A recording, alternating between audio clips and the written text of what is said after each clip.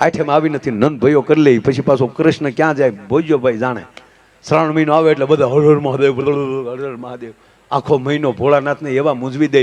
અને શ્રાવણ મહિનો જાય પછી જ્યારે ક્યારે ગામના મંદિરે જાય નક્કી નહીં, પણ સંકલ્પ લેજો કે અહીંયા 18 વરણ એક બેઠા છે, એમ અમારી ગામમાં પણ 18 વરણ નાના મોટાનો ભેદભાવ છોડીને અમે એક રહેશું. અને દી હાથમે મંદિરે હશું તો ગામમાં હશું તો 110% મંદિરે ગયા વગર અમે વાળું નહીં કરીએ.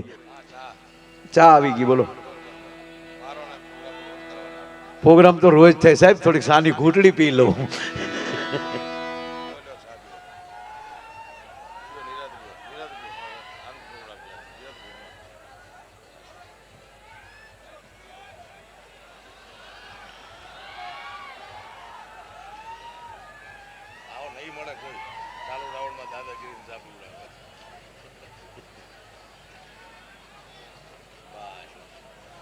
એક ઘૂંટડા વહી ગયો પણ સાયે શરબત જેવી થઈ ગઈ. બાપુ આ એક જ વ્યક્તિ એવી છે, દાદાગીરીથી ચાલુ પ્રોગ્રામ ચા પાઈ દે. બોલો, મને કે પી જાઓ, ગળું ગળું ઠાર પડે ને.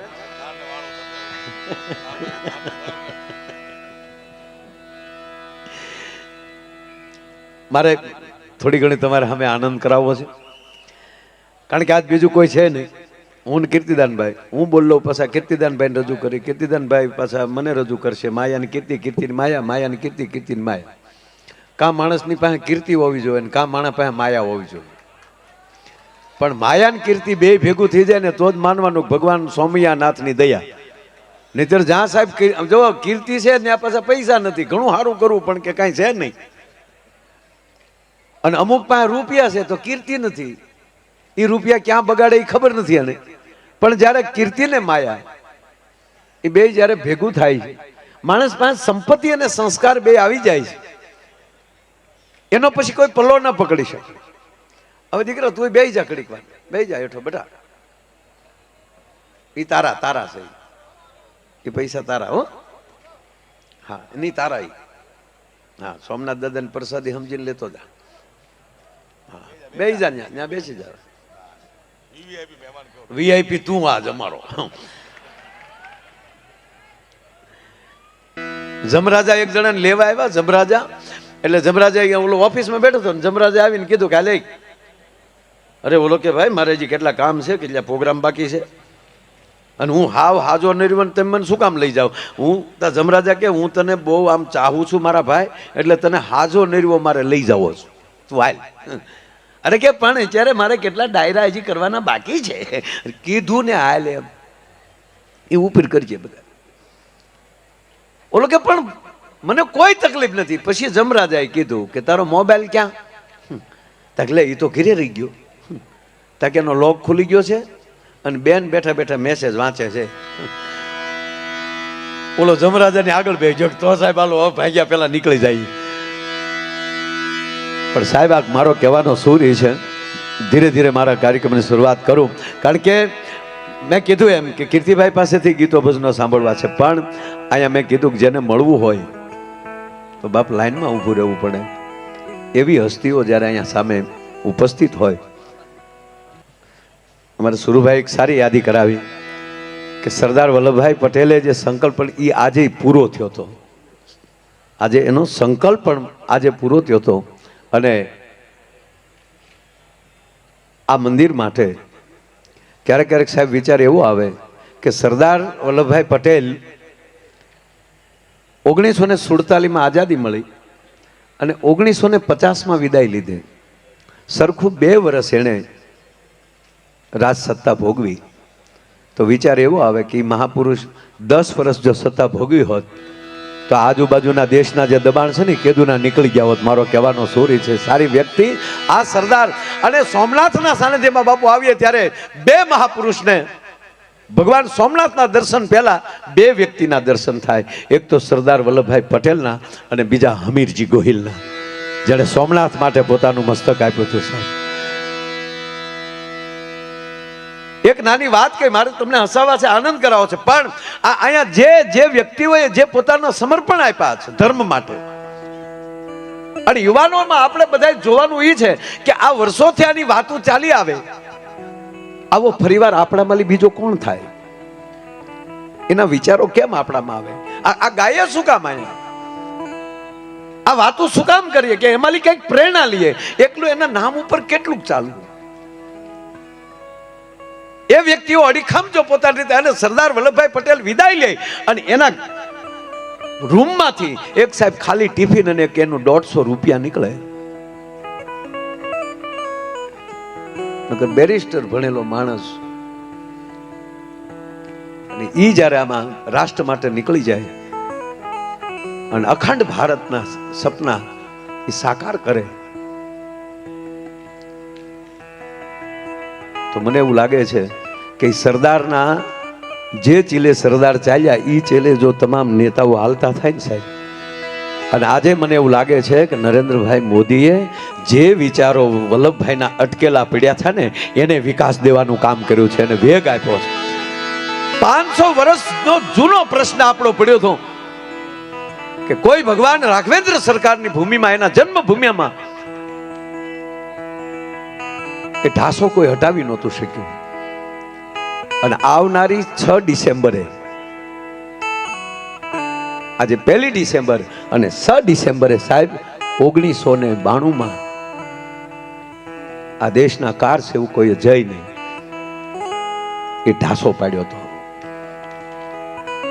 અને થોડા દિવસ પહેલા જ 2024માં મંદિર બન્યું, અને થોડાક દિવસ પહેલા આપણા યશસ્વી વડાપ્રધાને એ જ અયોધ્યા રામ મંદિરની ધજા ચડાવી. તમે કલ્પના તો કરો સાહેબ. અને સાહેબ અમને ગૌરવ એ છે કે જે ધજાદંડ બન્યો અમદાવાદના, બધા ધજાદંડ બધા અમદાવાદ બન્યા, નાના મોટા બધા મુખ્ય ધજાદંડ થી લઈને બધું. અને એ ધજાદંડને જ્યારે અમદાવાદથી અયોધ્યા મોકલવાના હતા, રવાના કરવાના હતા, ત્યારે અમને કીર્તિદાનભાઈને યાદ કરી અમારા હાથે ધજાદંડની પૂજા કરાવવામાં આવી. સાહેબ આ અમારું ગૌરવ છે, અમને પોતાને ગૌરવ છે. હું ને કીર્તિદાનભાઈ બે ગયા ને ધજાદંડની જે પૂજા કરી આખી. અને માણસ મારું કહેવાનું 2 વર્ષ સત્તા કરે, સત્તા ઉપર રહે, અને આજે 182 મીટરનું એમનું સ્ટેચ્યુ ઓફ યુનિટી માં નર્મદાના ખોળામાં મૂકવું પડે. આવા જે કાર્ય કરે ને સાહેબ, એ માણસને માણસો યાદ કરે. સાહેબ કાયલ હવાનો દાખલો લઈ લે. આપણું ઉનાથી થોડાક તમે ઉત્તર દિશામાં જાઓ એટલે ગીરગલ્લા, ગીરગલ્લાથી થોડાક ઉગમણા જાઓ એટલે દોણેશ્વર મહાદેવ. એ દોણેશ્વર મહાદેવનું નાનું એવું નેહડું બાજુમાં, એ નેહડાના એક ઝૂંપડામાં બરોબર બપોરનો ટાઈમ છે. એક બાજુ ભગવાન સૂર્યનારાયણનો તાપ તપે છે અને એક બાજુ સુલાનો અગ્નિનો તાપ લાગે છે. એ ઝૂંપડામાં બેઠી બેઠી માં છે, એ રોટલા કરે છે. એક રોટલો તાવડીમાં છે, બીજો રોટલો પીંડો એમ કહેવાય કે હજી હાથમાં છે. અને એવે ટાણે એનો 7 વર્ષનો દીકરો, એક હાથમાં કટાર છે, અને 7 વર્ષના બાળકને જે આંખમાં ક્રોધ આવે એ રૂપક કેવું થાય કે નાના હાપના કણાને કોઈ પૂંછડી ઉપર પગ દીધો હોય, અને જેવી રીતે સાપોલિયું છે એમ કહેવાય ફૂફાડો મારે, એવી રીતે 7 વર્ષનો દીકરો હાથમાં કટાર, અને પોતાની માની દાઢી આમ પકડીને એટલું કીધું, માએ આમ છોકરા સામું જોયું તો તપેલ ત્રાંબા જેવી આખું થઈ ગયેલી દીકરાની. દીકરા, માં મને દીકરો નો કહેતે, શું બોલેસ તું? કે માં તો મને જવાબ દે, મને ખબર છે. હવે હું તને પૂછવા જાઉં આનાથી બીજી જગતમાં બીજી ગાળ ન હોઈ શકે, પણ હું તને માં પૂછું છું કે મારો બાપ કોણ છે? તું મારા બાપનો પરિચય કેમ નથી આપતી? અને અત્યારે મારા ભેરુડા ભેગો નદીના પટમાં રમતો હતો અને મને મારા ભેરુએ મેણું માર્યું. સાહેબ 7 વર્ષનો દીકરો મેણું ન ખમી કે ને, અને માં સુધી પહોંચી જાય કે માં તું મને કે મારો બાપ કોણ છે? હવે મારથી મેણું સહન નથી થતું, અને હવે જો નામ નહીં આપે તો આ કટાર મારા પેટમાં નાખી અને મારા પ્રાણ કાઢી નાખીશ. અને એટલી જ વારમાં માએ લોટનો પીંડો જે હતો એ કાથરટમાં નાખ્યો અને છડાપ કરતી ઠપાટ મારી અને એક હાથમાં એમ કે ભાઈ કે લોટના પિંડાને ઘા કરીને બીજા હાથે એમ કે ભાઈ છોકરાના હાથમાંથી જમિયાનો ઘા કટારનો ઘા કરી નાખ્યો અને બાવડું પકડ્યું અને દીકરાને એટલું કીધું કે હવે તારો બાપ જોવે છે ને તારે હાલ તારો બાપ દેખાણો. સાહેબ બપોરને ટાણે જનેતાએ દીકરાનું બાવડું પકડીને ન્યાલી ચડપ જેથી ડગલા માંડ્યા અને અહીંયા આવીને ભગવાન સોમયાનાથની ધજા ફડાકા મારતી હતી એની સામે નજર સીધી અહીંયા દી હાથ નીકળ્યો સાહેબ. આ બરોબર એમ કે ભાઈ આરતીની વાટું ચડેલી નગારે ઘા થયેલા ઝાલરના ઝણકારા થયેલા શંખના નાદ થયા અને એવે ટાણે કીધું કે એ દીકરા કહેશો ને કે મારો બાપ કોણ છે? તારો બાપ સાંભળી લે, આ ભગવી ધજા ફડાકા મારે ને એ તારો બાપ છે. તેથી સાહેબ દીકરા એટલું કીધું માં માફ કરજે, આ ભગવાન સોમયોનાથ છે કે હા તાકી મારા એકનો બાપ નથી, એ તો આખા જગતનો બાપ છે. હે કે એ મારા એકનો બાપ નથી માં, એ આખા જગતનો બાપ છે. તું વાતને ચોર નહીં, મને બીજે રસ્તે ન ચડાવ. હું મારા બાપનું પૂછું છું, તારા પતિનું પૂછું છું, મારા બાપનું પૂછું છું. હા બેટા હું એટલે જ લાવી છું તને. હવે ઈ તો તને ખબર છે ને કે આ જગત આખાનો બાપ છે. તક હા તક તો સાંભળી લે બેટા, ઈ જગત આખાના બાપને જેદી લીલા માથાની જરૂર પડી હતી ને, ઈ આ જગત આખાના બાપ હાટું પોતાનું માથું મૂકીને હાલતો થયો ને. આ હમીરજી ગોહિલ તારો બાપ છે, જો આ પાળ્યો રહ્યો એનો. આ તો બેટા બાપને છેડે કેડો, ઈ કેડે દીકરો ન વયો જાય. અને તું તો મારા બુઢાપાની લાકડી છો અને તું મારથી દૂર ન વયો જા અને બાપને કેડે વયો ન જા, એટલે મેં તારા બાપનું નામ છુપાવ્યું હતું. બાકી હાલ હવે તારા બાપને પાળીએ, આપણે બે દર્શન કરીએ. અને સાહેબ કહેવા ગયો કે પાળિયાની માથેલી તેદી બાઈ છે એ પોતાના ઓઢણાથી આમ કહેવાય ધૂળ ખખેરતી હતી અને પાળિયાને અડીની બાઈના એટલા બધા આહુડા, કારણ કે ઘણા વર્ષે આવી પાળિયા પાસે દીકરાને મોટો કરવો તો વેગડા ભીલને નેહડે રહેતી હતી. અને સાહેબ 18 વરણે આમાં બલિદાન આપ્યા છે. અહીંયા હમીરજીનું ટેચ્યુ જોઈને એની અંદર અનેક પાળિયા છે. એ પાળિયા એવા છે કે એમાં 18 વરણના પાળિયા છે. એ પાળિયાને વંદન કરતા કરતા સાહેબ એ બાઈની આંખમાંથી એટલા બધા આહુડા પડ્યા કે પોતાના આહુડાથી પાળિયાને અભિષેક થઈ ગયો સાહેબ, આહુડાનો. અને કવિદાદને લખવું પડ્યું સાહેબ. આપણો આ ધરતીના કવિદાદ, આ હિરણ નદીને કાંઠે રહેનારો આપણો કવિ પદ્મશ્રી કવિદાદ બાપુ એ લખે છે,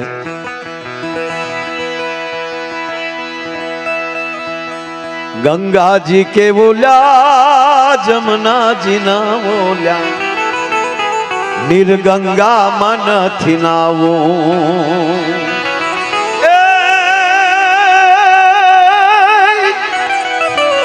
નમતી હાજે ઓલી નમણી વિજો ગણના, ઉના ઉના હુડાથી નાવું રે ઘડવૈયા મારે ઠાકોરજી નથી થાવું. ઘડવૈયા મારે ઠાકોરજી નથી થાવું.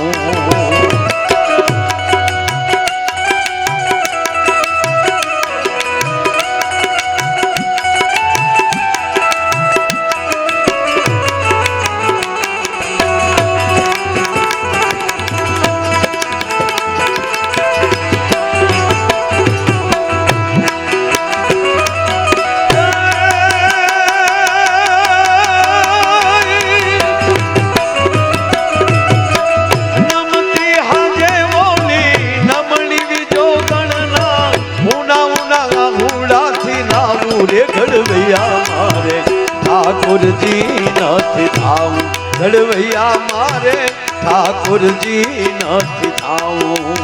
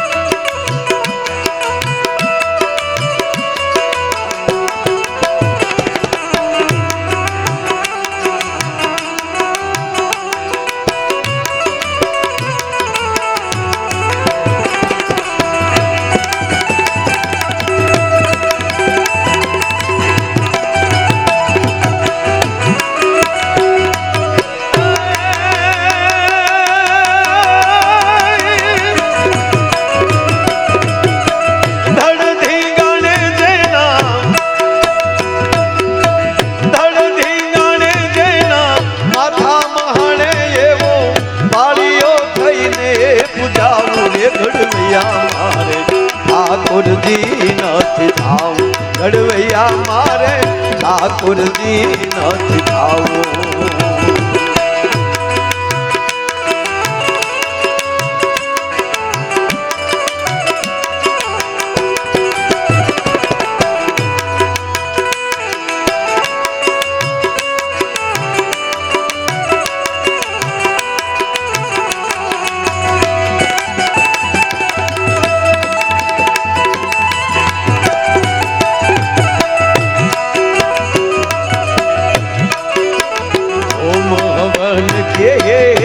જગન જાપમાં વાઘામાં નથી વીટળાવું. સાહેબ આ દેશનો યુવાન એમ કહે છે કે હું હાથમાં માળાનો બેરખો લઈ લઉં તો અખિલ બ્રહ્માંડના માલિકને ધરતી ઉપર આવવું પડે. આ દેશનો વાણીઓ અને શેઠ સગાળ સાહેબ કહેવાય કે એક વ્રત લઈને બેસી જાય તો બિલખાના જાપામાં અખિલ બ્રહ્માંડના માલિકને સાધુનો વેહ ધારણ કરીને આવવું પડે એની પરીક્ષા કરવા માટે.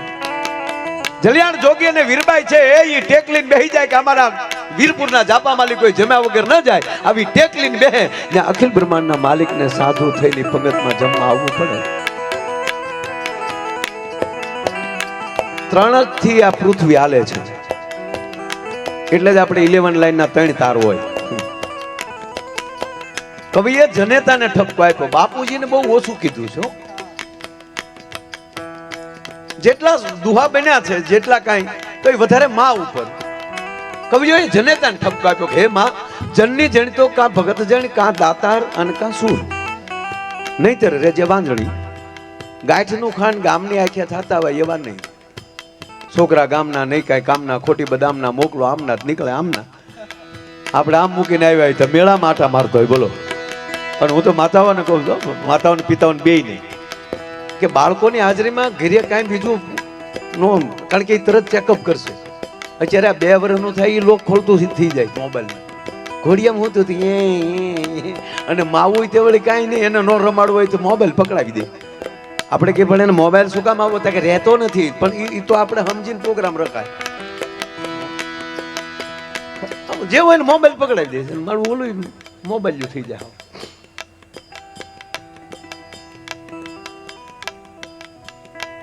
એનું તમે 5 વર્ષ એવું જતન કરો તો આ દેશમાંથી વૃદ્ધાશ્રમ નીકળી જાય. સાહેબ આ દેશ વૃદ્ધાશ્રમનો દેશ છે જ નહીં, આ દેશ તો આશ્રમનો દેશ.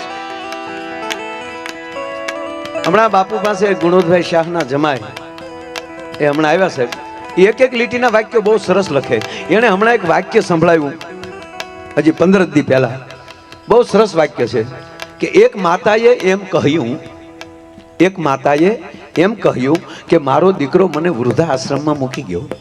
એક દીકરાએ એમ કહ્યું કે મારો દીકરો મને વૃદ્ધાશ્રમમાં મૂકી ગયો, જે દીકરાને મેં અનાથ આશ્રમમાંથી લીધો હતો. સાહેબ સંપત્તિ કેટલી રળોઈ જરૂરી નથી, સંસ્કાર કેવા પરિવારને આપો છો એના ઉપર આધાર છે. એટલે કવિઓએ જનેતાને ઠપકો આપ્યો કે હે માં, જનની જણ તો કા ભક્ત જાણ, કા દાતાર. ભક્તોને જરૂર પડે આવી દાતારીની, અને ભક્તોને દાતારને જેદી જરૂર પડે, કોઈ વિધર્મીઓ જેદી એને હેરાન કરે ત્યારે ધર્મ હાટું પોતે એમ કહેવાય કે સૈનિકમાં ભરતી થઈ જાય, પોલીસમાં ભરતી થઈ જાય, આવા વીરવર પુરુષને જન્મ દે. આ સાહેબ તમે કલ્પના તો કરો, કલેક્ટર સાહેબને બેઠા આખા જિલ્લાના વહીવટ વ્યવસ્થા કરવાની, બધાને હાંસવાની. અમારો ભૂરો સાહેબ દૂધ ભરતો અને ભાવનગર કલેક્ટર સાહેબનો દૈન્યું ભરે. એમાં એકવાર રવિવાર રહેશે ને સાહેબ હમણાં છોકરો કઈક પટ્ટાવાળા કઈક કામ કરવા વાળા તે હાજર નહીં હોય, અને ભૂરો અમારો પાછો ઓલો રાજદૂતે પંપુડું રાખે, પંપ કરે એટલે ખબર પડે દૂધ વાળો આવી ગયો. સાહેબ ને એમ છું કાઢો ને ભૂરા હું મળતો આવું. તો સાહેબ તો પેલી લઈને આમ ઉભા રહ્યા, તો ભૂરો હજર. હા ભૂરા સામે કલેક્ટર સાહેબ તો પેલી લઈને ઉભા. સાહેબ તો દૂધ લઈને વેચ્યા, ભૂરા કઈ કામકાજ નથી ને બેટા કે ના સાહેબ કામ આપણે હશે તો કહેશું. હવે સાહેબે કીધું નહીં કામ હોય કહેજે. પછી તો ભૂરો છૂટા છે રાજદૂત મળ્યો આખવા સાહેબ, જે હોય ને અડાડી દે. અને પાછા જેને હોય ને કે કામ કલેક્ટરનું સાહેબનું કામ હોય તો ભૂરાને મળો. ગામે કીધું ભાઈ અમારે કામ નથી, તારા છોકરાને નોકરીએ ચડાવી દે જા. ભૂરો ઓફિસે ભોગ્યો, ચીઠી ગઈ ત્યાં ભૂરાભાઈ મળવા આવ્યા છે.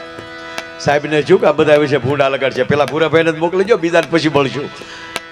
અને ભૂરો ગયો અંદર, આવો ભૂરાભાઈ આવો, બોલો શું કામ હતું કાંઈ? હા સાહેબ છોકરાને નોકરીએ સડાવવો. કેટલું ભણ્યો? નિહાળ્યો નથી ગયો. તો કે સાહેબ એને તો ભણવું પડે, એને ભણવું પડે બેટા. અને છતાંય તે ન ભણ્યો હોય તો આપણે અહીંયા ઘણા એવા કામ હોય લઈએ કે, પણ હજી નાનો છે એટલે હજી એની ઉંમર છે એ 22 વર્ષ 23 વર્ષ થાય પછી તક તો મને નોકરી રાખો. પણ તારા તો 55 થયા, તને તો પેન્શન મળે, તક તો પેન્શન આપો. અરે કે પણ બેટા પેન્શન તો નોકરી કરી હોય તો મળે ને, તક તો છોકરાને નોકરી આપો. કે પણ છોકરો નાનો છે, તક મને નોકરી આપો. તક પણ તારી ઉંમર મોટી છે. સાહેબ કેન પસાડીને વહી આવ્યો, નો દૂધ ભરવા ગયો બીજે દિવસે. નોકરી નથી દેવી, પેન્શન નથી દેવું. હવે આ અભણાયરે ધંધો કરવો કેમ? આવા બધાને આખા જિલ્લામાં હાસવવા આ કઈ નાની માના ખેલ નથી સાહેબ. પણ જણની જણ તો ભગત જણ, કા દાતાર કા સુર, નહીતર રેજે વાંજણી તારું મત ગુમાવીશ નૂર. એટલે બાળકોની હાજરીમાં કોઈ વાતો ન કરવી. અને એમાંય સાહેબ સુધરેલા માણસો બાથે ને બે માણસ, એ તો સાંભળવા જેવું હોય. આમ જો કે ફડાકા ન બોલાવે, આપણે ગામડામાં તો ફડાકા બોલાવી લે, હવે તો હામું બોલી. અને સુધરેલા માણસોથી આપણે સૌરાષ્ટ્રની વાત જ નથી, હું આફ્રિકાની વાત કરું છું. સુધરેલા માણસો બાદ બે માણસ ઝઘડતા હતા. બે તમે જાવ કૂતરા જેવા છો. તો ઓલી બેન કે, ઓલી બેને કીધું ને કૂતરા જેવા, તો ઓલા બેન ને હું કે તું પણ કૂતરી જ છો. નહીં તમે કૂતરા છો, નહીં તું કૂતરી છો. તો છોકરા બોલ્યા હે બાપા તો અમે ગલુડા ને. બાળકો મોઢે ન બોલાય સાહેબ. મારો કહેવાનો અર્થ કે આ દેશનો યુવાન હાથમાં હથિયાર લઈ લે તો દુશ્મનોના ગાંજા ગગડાવી શકે. અને એટલે અમારો કવિ લખે છે કે હમીરજી પાળજો શું કહે છે? ઓમ હવન કે જગન જાપમાં વાઘામાં નથી વીટલાવું.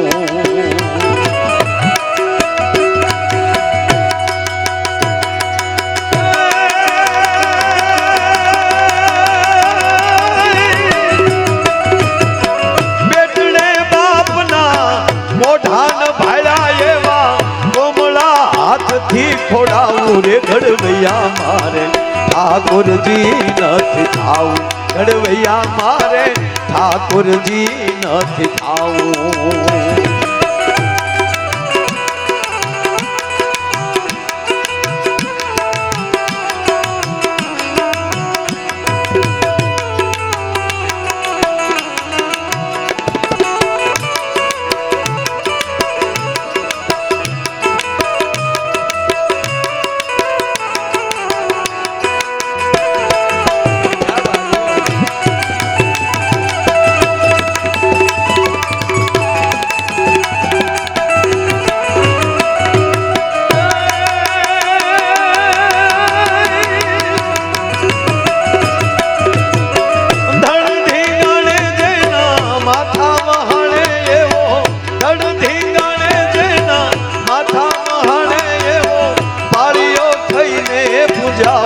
ઘડવૈયા મારે ઠાકોરજી નથી થાવું. ઘડવૈયા મારે ઠાકોરજી નથી થાવું. ઘડવૈયા મારે ઠાકોરજી. બાકી છે માણસ વિચારે એને પોતાને કરવાનો છે, મારે શું કરવું છે. મિલિટરીમાં જે યુવાનો ભરતી થાય એનો પગાર કેટલો છે એ ખબર છે આપણને. તો એટલા રૂપિયા તો એ અહીંયા કોણી મારીને કમાઈ શકે મહિનાના. પણ નહીં, પરમાત્મા એ માટે એને મોકલ્યો છે. આપણને જે કઈ જવાબદારી મળે છે ને ઈશ્વરે નક્કી કરીને મોકલેલા વ્યક્તિઓ છીએ આપણે. અમને બોલવા મોકલ્યા છે, કીર્તિદાનભાઈને આવું ગાવા માટે મોકલ્યા છે. એ પોતાના શબ્દોથી, પોતાના સુરથી, પોતાના ગળાથી સમાજની સેવા કરે છે. આ ભાઈઓને તબલા માટે મોકલ્યા અને મંજીરા માટે મોકલ્યા. નકર આને નહીં થતું હોય કે હું ક્યાંક વગાડું. સાહેબ આ ખરેખર મંજીરું છે, અઘરામ અઘરું છે વાદ્ય. જીવના જોખમ મારે વગાડવું પડતું. આખા સ્ટેજ ઉપર ઘણા બધા કાર્યક્રમો થતા હોય તો સાહેબ અનેક વાદ્યો છે, તબલા, હુંગો, તુંગો, ડ્રમ, ઢોલક, પખાજ, કેટલાય સંગીતના સાધન. પણ એમાં અઘરામાં અઘરું હોય તો મંજીરું. ધ્યાન ન રાખે તો એના ટકામાં લાગે. મોજમાં આવી ગયો બાજુવાળાને ડી જાય. આ કોઈને ન વગાડે ને એમાં મધરું મધરું ઝણઝણાટી બોલાવે. અને સાહેબ શું આ કીર્તિદાનભાઈ ને કારક કારક તો 2 કલાક જે ઝણઝણાટી બોલાવતા હોય એ આમ જેમ આમ કરતા હોય. આનાથી મોટા યોગા નહીં હો. ભલે રામદેવ બાબા આપણા મહાન છે યોગ. પતંજલિ યોગ ખૂણામાં પડ્યું હતું સાહેબ. એને જગતના ચોકમાં મૂકીને વિશ્વને યોગ દિન ઉજવવા માટે મજબૂર કરી દીધા. એ મહાપુરુષને પ્રણામ. પણ મંજીરા ન વાગે. આવે લ્યો 5 મિનિટ વાગે નહીં બજેગા. પણ મૂળ ધ્યાન એટલું રાખવાનું કે આ વાદ્ય જે છે એ લગ્ન પછી શીખવું. લગ્ન પહેલા શીખાઈ જાય પછી વ્યવહાર ન થાય. જોવા જાય ને હામાવાળા પૂછે કે તમારો મુરીચો ધંધો શું કરે? હું કેવું અમારે આને વહેલા શીખાઈ ગયા. અને આ કાનો લગ્ન પછી શીખ્યો. આ કાનાભાઈ ને અને આ ખેમરાજભાઈ ગઢવી બેને તાળીના ગળાથી વધાવો. આ મારા ખેમરાજભાઈ આ વહેલા શીખી ગયા. હજી નથી મેળ આવ્યો. અમારા જીતુ અને રોહન બે તબલામાં સંગત આપે છે. તાળીના ગળાથી વધાવો. સચિન જેમ ઓલો સચિન તેંડુલકર ક્રિકેટમાં ધબધબાટી બોલાવે એને બેન્જોમાં. અને એમના પિતા સાહેબ બેન્જો બનાવે છે. અને જેને એમના પિતા બહુ જૂના બેન્જો વાદક અને પૂજ્ય મોરારી બાપુના હસ્તે એમના પિતાને સંતવાણી એવોર્ડ પણ પ્રાપ્ત થયેલો છે. એટલે સચિનને પણ તાળીઓથી વગાડ. અને આ સરસ મજાનું સિંગુડા સાઉન્ડ, આ સિંગાળા સાઉન્ડને પણ દર વર્ષે અહીંયા આપણી સેવામાં હોય છે. તો સિંગાળા સાઉન્ડને પણ તાળીના ગગડાથી વધાવો. વિડીયોને આખી ટીમને તાળીઓથી વધાવો. આ છોકરાને તાળીઓથી વધાવો. હા, ઓલા એ કરે એને તાળીઓથી વધાવો. અરે સાહેબ આ યોગા હકી કરો. યોગા આવડે તો કરાય, નકર કાંઈ ભગવાનના શરીરને વળ ખાવા નથી આપ્યું. ઘણા તો હવારમાં બેસી જાય હુપ હુપ હુપ હુપ કરવું. હમણાં એક ભાઈના ખરેખર અમે ગયા ને, એક ભાઈના દાદા ગુજરી ગયા એટલે અમે ખરેખરે ગયા. એટલે આપણે ખરેખર જાય એટલે પૂછીએ ને કે ભાઈ કેમ કરતા તમારા દાદા ગુજરી ગયા? આપણે પૂછવું જ પડે. એટલે અમે ત્યાં જઈને પૂછ્યું કે કેમ કરતા દાદા ગુજરી ગયા? મને કે યોગા કરતા કરતા. અરે મેં કીધું યોગમાં તો રોગ વયો જાય. મને કે આમાં દાદા વયા ગયા. અરે મેં કીધું હોય? મને કે હોય નહીં, તેણીથી પહેલાં અમે જ બાળી આવ્યા. શું હોય? વયા ગયા. અરે મેં પણ યોગા કઈ રીતે? મને કે ભાઈ હકીકત કહું તમને, એ હમણાં મને કે રામદેવ બાબાને રવાડે સીડ્યા હતા. રામદેવ બાબા સવારમાં 5:30 લાઈવ થાય એટલે અમારા બાપાએ ટીવી સામે આસન નાખીને બેસી જાય. અને જેમ રામદેવ બાબા કહે એમ દાદા ચાલુ કર્યું. તો એકવાર બેઠા હમણાં એટલે દાદા સામે રામદેવ બાબાએ કીધું, તે દાદાએ કર્યું. તો મને કે કફ નીકળ્યો. બાયુએ પોતા માર્યા કે પણ હું કામ અહીંયા બડખા કાઢો છો? તાકી યોગ ના છે કે તમે અમને યોગે જ મળ્યા છો. પછી કે રામદેવ બાબાએ કીધું કે પદ્માસન લગાવીએ.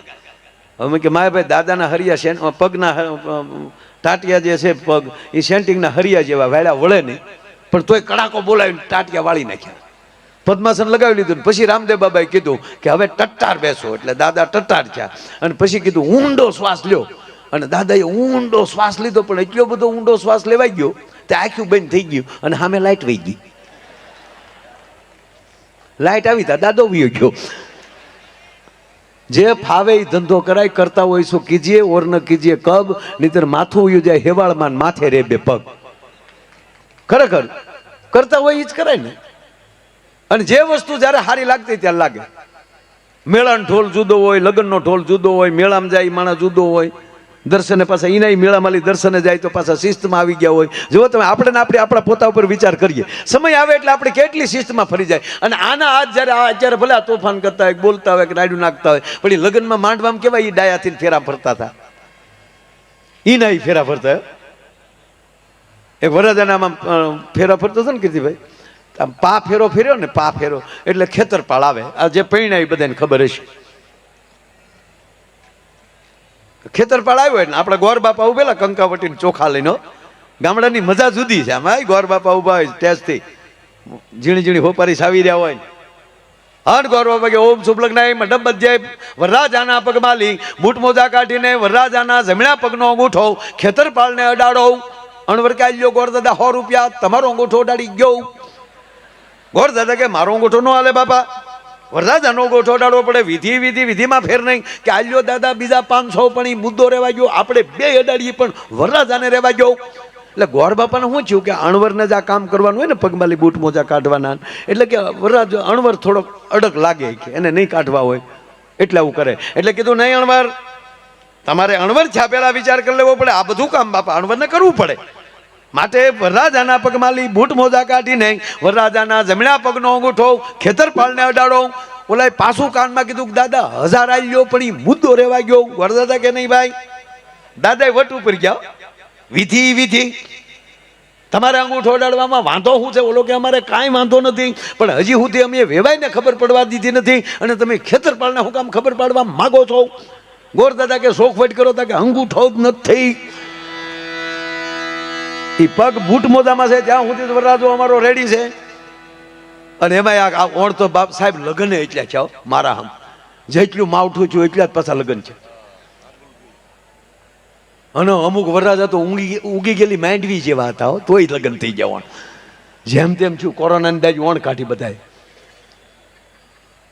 અમે તો આ પ્રોગ્રામમાં જતા હોય ને ત્યાં હોટલે ઉભા રહી ત્યાં તો 2-3 ગાડીઓ ત્યાં ગજરા વાળી ઊભ્યું જ હોય 4 વ્હીલ માથે ગજરા બાંધ્યા હોય અને આપણે અંદર ડોકાઈ ને ત્યાં વરરાજાને કન્યા બે બેઠા બેઠા ગુલ્ફી ખાતા હોય હું કહું હું જમાનો આવ્યો છું ખરેખર આવડા અત્યારે ટાઈમે પરણે મારા આ પૂછવા વડીલોને પેલા જે પૈણ્યા એને તાણીમાં પૈણ્યા ડોહા એક કોટે 4 જણા પૈણ્યા છે ઓલાનો છોકરો પણ તમારે અંગરખો આપો ને અમારા છોકરાનું લગ્ન છે હાવ તાણ એને બદલે અત્યારે રાજા મહારાજાઓ પાસે બગ્યું નથી એવી અત્યારે ભાડે મળે બોલો અંગ્રેજો જે લુગડા કપડા પહેરતા ને એ તો એવા તો બેન્ડ વાજા વાળા પહેરે આપણા ગોઠણ બધી બૂધ ને માથે ટોપા ધમક એ હમણાં આવતો હોય ને તો આપણે સલામ મારવાનું મન થાય ત્યાં તો પંપડું કે તારે ખબર પડે આ તો બગાડવા વાળો કેવા ડેકોરેશન આવ્યા ફટાકડા ફૂટે તો વરઘોડિયાના નામ લખાઈ જાય આકાશમાં પાછું વેવાઈનું નામ લખાયેલું હોય તો ખુરુદ્દીન બધું કરી જાય પાછું કેવા લગ્ન સમય સારો છે મારો કહેવાનો અર્થ એ છે પેલા સોમનાથ ઘણું આવવું હતું પણ શેમાં આવવું આજે ભગવાને આપણી ઉપર સુખના ખટારા ઠલવી નાખ્યા જેટલા માણસો છે એટલી ગાડીઓ થઈ ગઈ બસ ઘટે છે એટલું કે આપણી અંદરથી ઈર્ષા વહી જાય જ્ઞાતિ જાતિના વાડા વયા જાય બસ સંકલ્પ લઈએ ભગવાન સોમનાથના સાનિધ્યમાં કે અમે ગુજરાતને સ્વચ્છ રાખશું અમે કચરો નહીં પાડીએ અને અમારી અંદર કચરા રૂપી જે વિચારો છે એનો અમે ત્યાગ કરશું અને અમે 18 વરણ એક થઈને જ્ઞાતિ જાતિના વાડા મૂકીને અમે ગુજરાતી બનશું અમે ભારતીય બનશું આટલો જ વિચાર ઘટે છે ઈર્ષા માણસને મારી નાખે છે 4 વસ્તુ કંપની ફિટિંગ છે આપણો જન્મથી આરે આવે ઈર્ષા ક્રોધ દરેક જીવને માણસને એકને નહીં દરેક જીવને ઈર્ષા ક્રોધ વટ અને વળ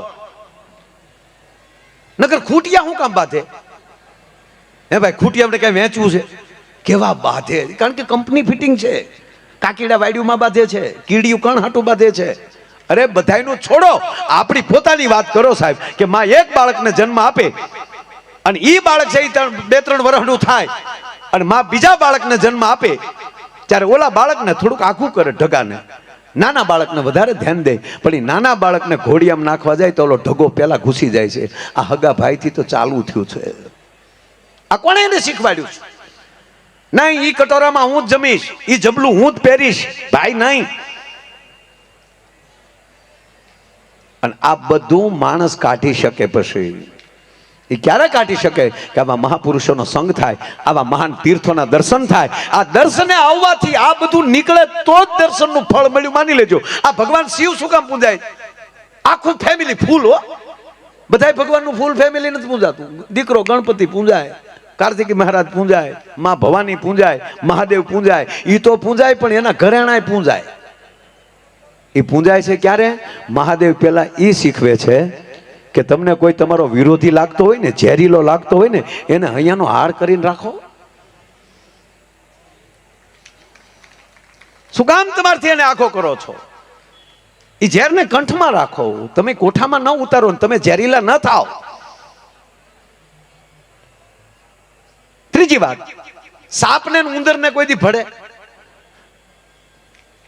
રહેને એક મંદિરમાં ભેગા, મહાદેવ ઈ શીખવે છે જાતિ જ્ઞાતિ મૂકો, નાના મોટાનો ભેદભાવ મૂકો. નકર સાપ ને ઉંદર બી ભેગા રહીએ કે? તો ગણપતિ મહારાજનું વાહન ઉંદર અને ભગવાનની ડોકમાં સાપ. હવે નંદી ને હાવજ, આપણે તો આ ગીર સોમનાથ છે, ગીરના માણસો છે, આપણે ખબર છે કે બળદને હાવજને ભળે કોઈ દી? તો એને બદલે ભગવાનનું વાહન નંદી છે અને ભવાનીનું વાહન સિંહ છે ને એક મંદિરમાં ભેગા.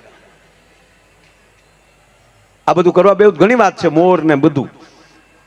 પણ જ્યારે મહાદેવ પાસે, ભગવાન સોમનાથ પાસે આવો તો એ ચંદ્રને જો શ્રાપમાંથી મુક્ત કરી શકતા હોય તો આપણને કેમ ન કરે? પણ એ જો આપણામાં વયું જાય, આપણામાં ઈર્ષા વહી જાય, આપણામાં એકતા આવે, જ્ઞાતિ જાતિ વાત છૂટી જાય અને એકતા આવે અને સત્ય આવે ને હકારાત્મકતા આવે, ત્યારે જ માની લેજો હું સાચો સોમનાથમાં દર્શને આવ્યો છું. અને એ ભગવાન સોમનાથના મેળામાં 10-10 લાખ માણસ મેળો માણ્યો હોય. આખા વર્ષના કેટલા યાત્રિકો આવે એની ગણતરી તો મારી પાસે નથી, પણ જો આ મેળાના જે અંદર જો 10-12 લાખ માણસ 5 દિવસની અંદર દર્શન કરીને વયું જતું હોય, મેળો માણીને વયું જતું હોય, તો એ કેવલ મેળો જ કર્યો માની લેજો. પણ આ સંકલ્પ સાથે ઘરે જઈએ કે હું મારા ગામને ગોકુળિયું બનાવીશ. ભૂતપૂર્વ આપણા ટ્રસ્ટી કેશુ બાપા, એને પણ જે તે સમયે ગોકુળ ગામ યોજના મૂકેલી, આપણા મુખ્યમંત્રી હતા ત્યારે. એ બધું કરવાનું આપણે, મારો કહેવાનો અર્થ એ છે કે આવા મેળાવડા હોય અને આવી જાહેર જગ્યાએ જ્યારે ભેગું થવાનું હોય ત્યારે 5 વિચાર હારા લઈને જઈએ અને એ વિચારો ગામમાં કહીએ કે અમે મેળામાં ગયા ત્યારે અમને આ વિચાર આવ્યો, અમે આ સંકલ્પ કર્યો, તો જ આ મેળાના ખર્ચા છે ને મારા બાપ એ વસૂલ થશે અને આપણે મહાદેવ પાસે આવ્યા એ સાર્થક થશે. અને આજે થોડાક દી પહેલા નરેન્દ્રભાઈ મોદી સાહેબ આપણા વડાપ્રધાને જે અયોધ્યામાં ધજા ચડાવી અને ત્યારે એમણે કીધું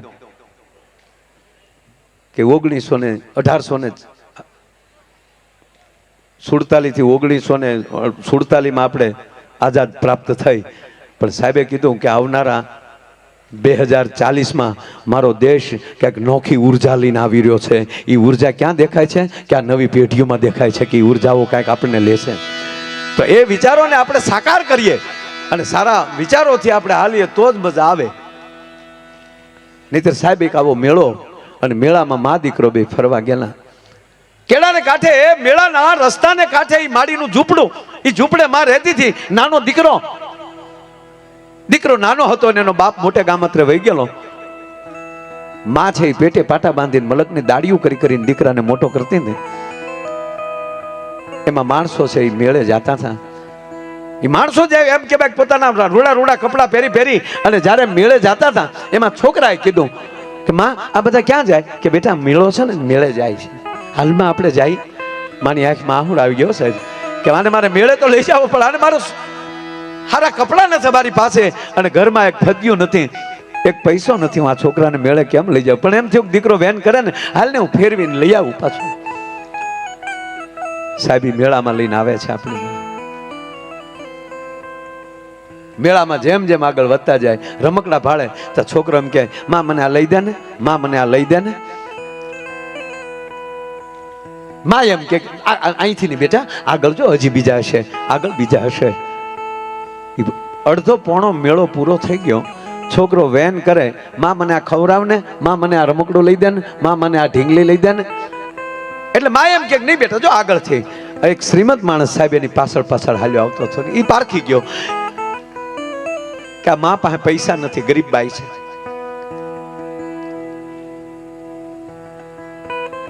હાલ એને હું મદદ કરું. પણ જોજો આ ધરતીના સંસ્કાર કેવા છે, હોરઠની ધરાના સંસ્કાર કેવા છે. એ બેન ભાઈએ છે એ બેનને બોલાય, બેન ઉભા રહ્યો બેન. હા ભાઈ, આ છોકરો ક્યારનો વેન કરે છે? કે હા ભાઈ ક્યારનો વેન કરે, પણ મારી પાસે ફૂટી કોડી નથી. એ જ હું કહું તમને, એને લઈ જાઓ દુકાને, એને જે લેવું હોય એ હું દેવરાવું, હું પૈસા આપી દઉં. ત્યારે બેન એટલું બોલ્યા, તમને પ્રણામ ભાઈ, તમને પ્રણામ, તમે કીધું એમ આવી ગયું. કે પણ બેન હાલો, કે ભાઈ સાંભળી લ્યો, હું ને તું બેન ભાઈ ઈ તો આપણો પરમાત્મા, હું ને તું બે જાણીએ, પણ હું ને તું બે દુકાને ઊભા હોય, મારો દીકરો રમકડું લે, એના પૈસા તમે કાઢીને આપો, અને દુનિયા કાલ જોવે તો મારે તારી ઉપર વાતું કેવી કરે, એની કરતા મારો દીકરો ભૂખ્યો ભલે રહે પણ મારી માથે હું લાંછન ન લાગવા દઉં. અને કહેવાય ગયો થોડીક વાર થઈ અને મેળામાં હાલ્યા જતા હતા ને એમાં કોઈ ઢોર વચ્ચે પડ્યું અને ભાગાભાગી થઈ, એમાં હાથમાં છોકરો છૂટી ગયો. એક દેશમાં બાળક વહી ગયું, બીજી દેશમાં માં વહી ગઈ, પણ ઓલા ભાઈ નું ધ્યાન હતું છોકરા બાજુની. છોકરા બાજુ ભાઈ દોડ્યો, મેળામાં એમ કહેવાય નોખા પડી ગયા અને દીકરો છે એ રડવા મળ્યો. ત્યારે ઓલા ભાઈએ તેડી લીધો કે હવે મને મોકો મળ્યો છે, આ એકલા દીકરાને લઈ જાય અને હવે એને જે જોતું હોય આપી દઉં, એને લેવરાવી દઉં. એ દીકરાને તેડીને અને દુકાને લઈ ગયો. છાનો રહી જા બેટા, તારે જે જોતું હોય આપું, છાનો રહી જા. ત્યારે છોકરો એટલું બોલ્યો હતો કે મારે કાંઈ નથી જોતું, મને મારી માં ગોતી ગયો, મારી માં પાસે મારે જવું છે, મારી માં પાસે મારે જવું. આ જે સંસ્કાર જે આપણા રોપાયેલા છે ને બાપ, એ આ ધરતીની અમીરાત છે. સંપત્તિ ગમે ત્યાંની મળે, સંસ્કાર ન મળે. ત્રીજી વાત, સંપત્તિ મૂકીને જવાની છે, સંસ્કાર હારે આવવાના છે. આ આપણા મેળા છે ને એ આ સંસ્કારના મેળા છે, એ જેવા તેવા મેળા નથી. અરે માણાનું બગડ્યું હતરી જાય. આજ રીતે એક છોકરો ખોવાઈ ગયો, બે માણા ફરવા આવેલા સાહેબ, બે માણા ફરવા આવેલા અને છોકરો ખોવાઈ ગયો એટલે બાઈ મળી રડવા, ગમે ત્યાંથી મારા દીકરાને ગોતો. એક બાજુ દરિયો ઘૂંઘવાટા કરે છે, એક બાજુ માણસોની એટલી ભીડ છે, તમે મારા દીકરાને ગોતી ગયો, ગમે ત્યાંથી ગોતાવો. પોલીસ સ્ટાફને કીધું ભાઈ છોકરાને એલાઉન્સ કરાવ્યા કે આવા કલરની છડી પહેરેલી છે ને આવો બુસ્કોટ પહેરેલો છે ને આવો બાળક કોઈને મળે તો તાત્કાલિક અહીંયા મૂકી જજો. સાહેબ 3 કલાકે છોકરો મળી ગયો. છોકરાને લઈને એની માં મળી બોકા ભરવા, મળી ગયો મારો દીકરો. હવે એ માં સાની રહી, આ મળ્યો રોવા. ત્યારે એને પત્ની બોલ્યા કે હવે દીકરો જડી ગયો છે, હવે શું કામ રડો છો? ત્યારે એ બોલે છે કે દીકરો જડી ગયો ને દીકરો ખોવાનો એનું હવે હું નથી રડતો. તો કે તને જોઈ મેં કે માને દીકરા પ્રત્યે પ્રેમ કેટલો હોય એનું મને રોવું આવ્યું છે. કે એક 3 કલાક જો માની આગળથી એમ કહેવાય દીકરો આઘો થઈ જાય તો માં કેટલી રડે છે.